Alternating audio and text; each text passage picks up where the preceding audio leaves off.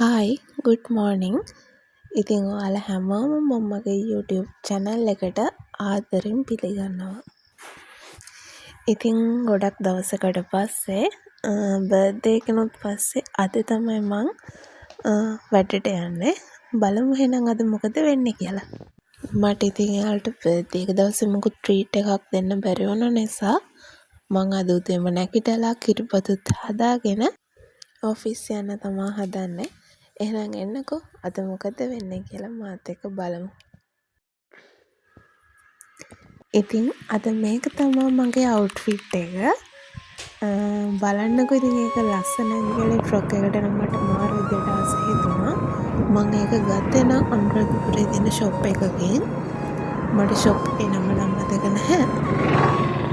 ඉතින් දැන් මම උදේම වැඩට යන ගමන් ඉන්නේ හස්බන්ඩ් එක්ක.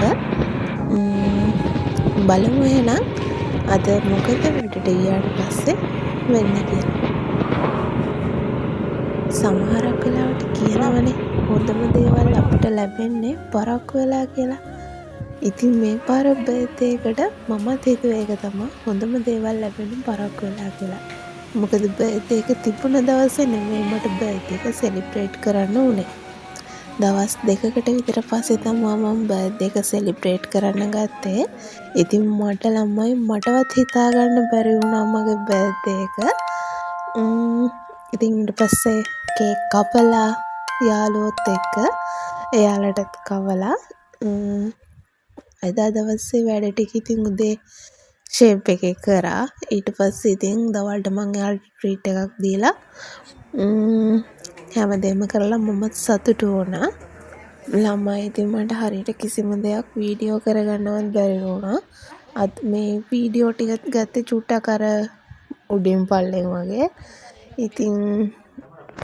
ඉතින් අපි කේකුත් කපලා මං දවල්ට එයාලට චූටියට ට්‍රීට් එකක් දුන්නා. ඊට පස්සේ එතන තිබ්බ බැලුන් වලින් මට ලස්සන කලර් එකක් තිබ්බා හිත ගියපු.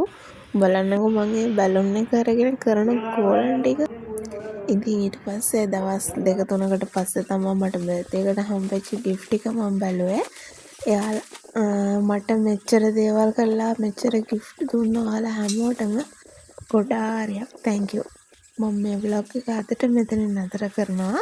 ආයෙත් ලස්සන vlog එකකින් අපි හම්බ වෙමු.